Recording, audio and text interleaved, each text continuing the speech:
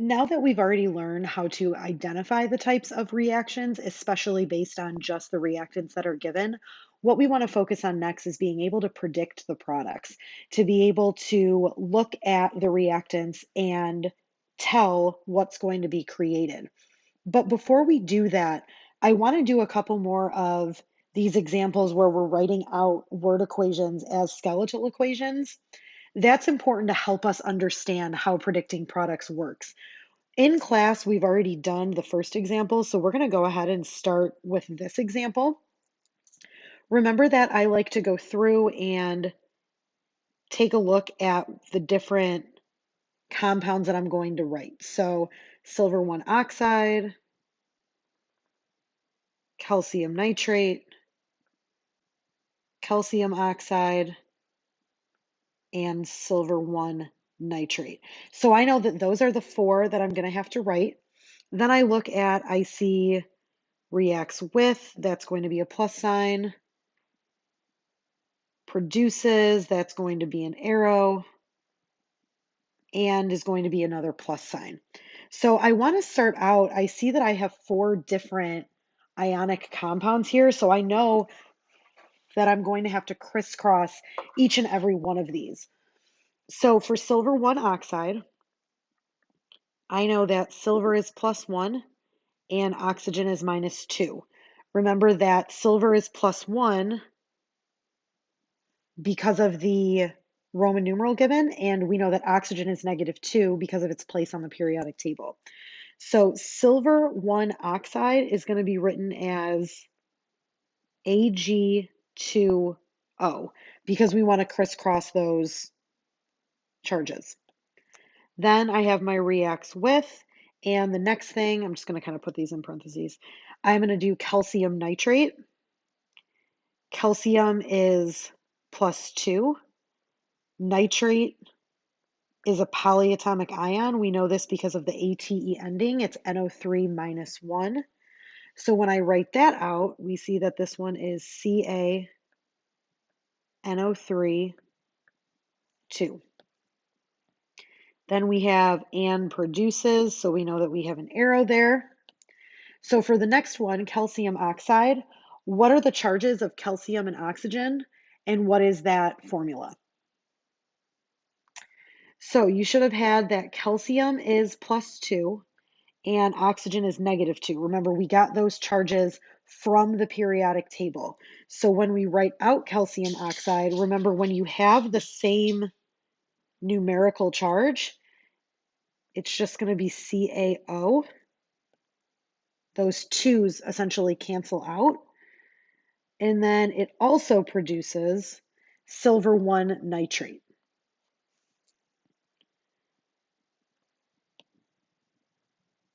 Silver is +1. Nitrate is NO3 -1. I kind of bled over there. So this one is just going to be AgNO3. Now it asks us what the type of reaction is. So we see that we have Ag2O is a compound and CaNO3 is a compound. Compound plus compound is always double replacement.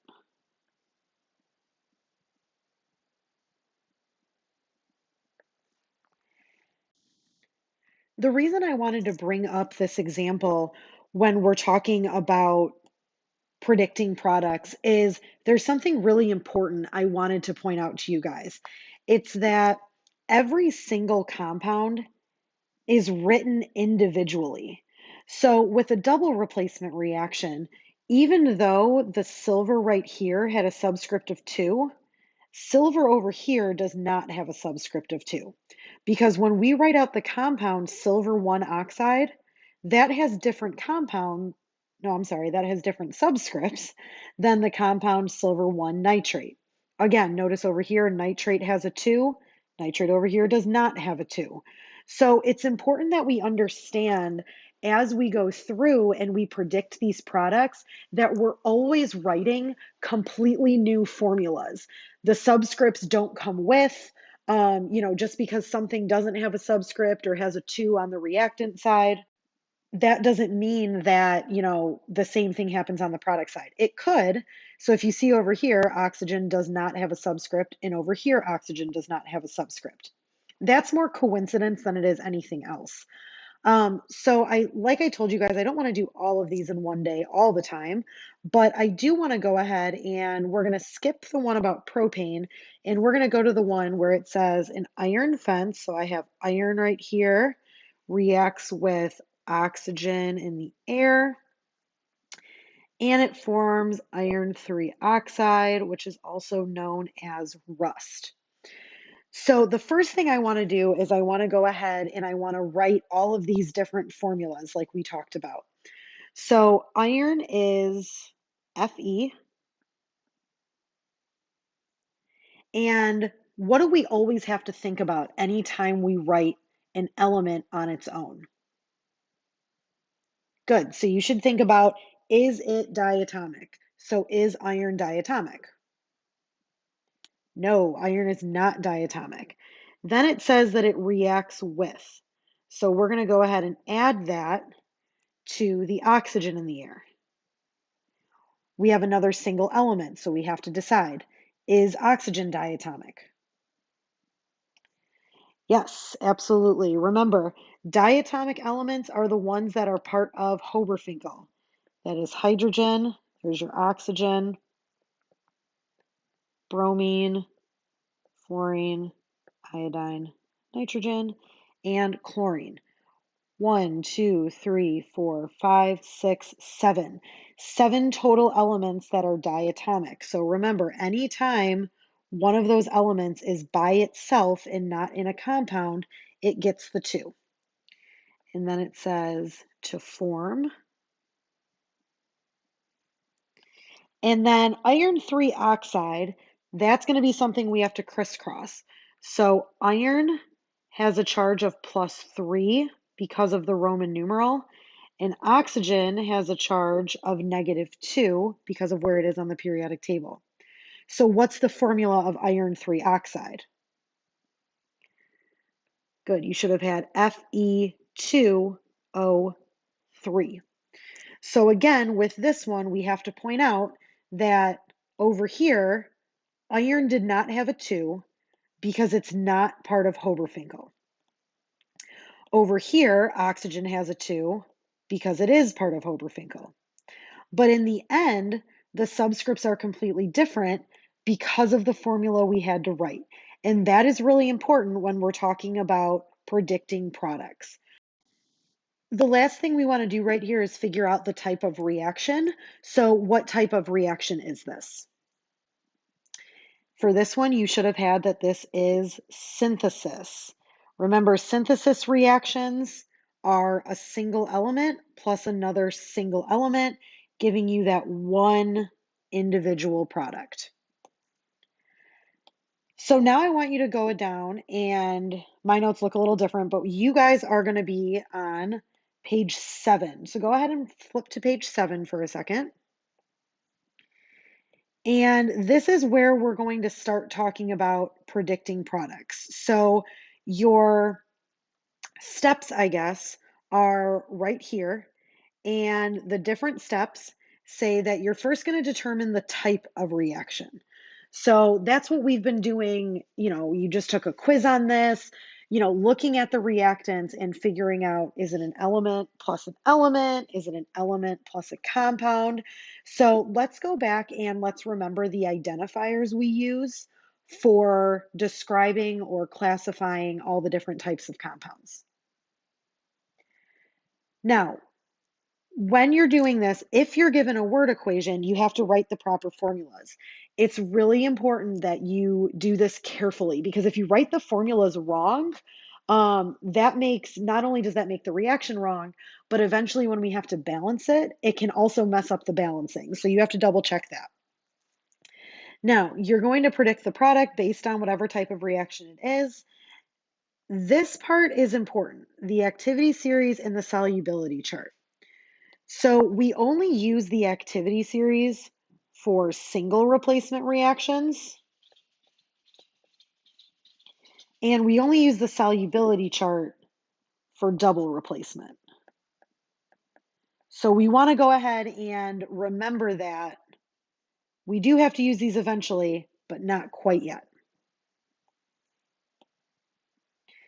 So the next page gives us a chart that tells us how to predict the products.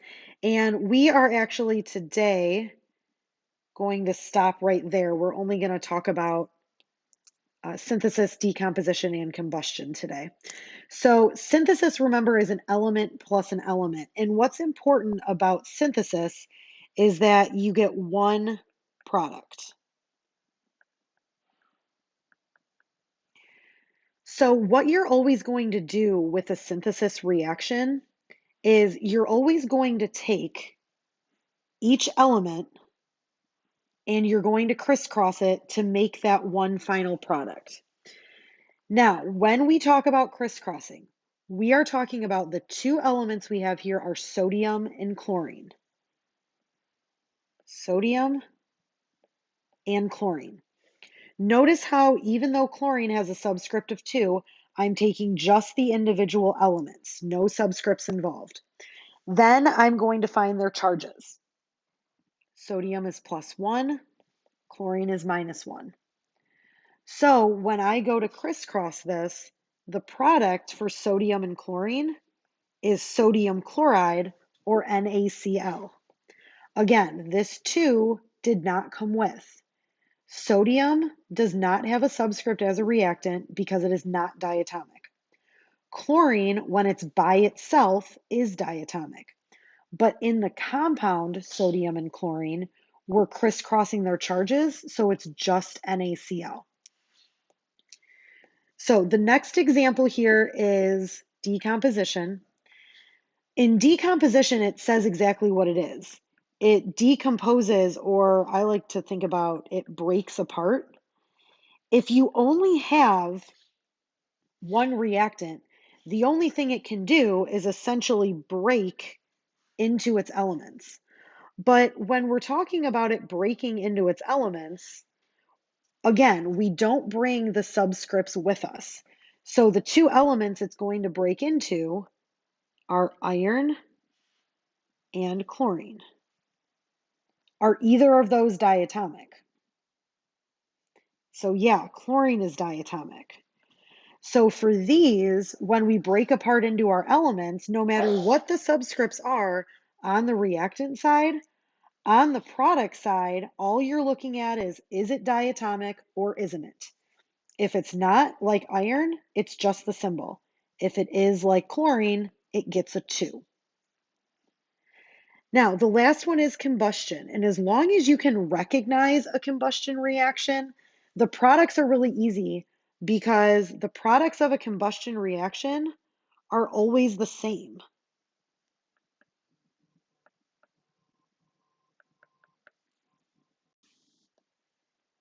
So remember that the products of a combustion reaction, anytime you see the CH plus O2, are always carbon dioxide, CO2, and water. Always, 100% of the time, absolutely no exceptions. So that's how we're going to predict products. The main thing to remember, like I told you guys, is that we look at each compound individually. If it's by itself, we ask if it's diatomic. If it's part of a compound, we crisscross the charges. Everything is independent of the other compounds in the formula and in the reaction. That's really important. So always keep your crisscrossing rules, always keep your diatomic rules, and you guys can go ahead and move on and work on your homework.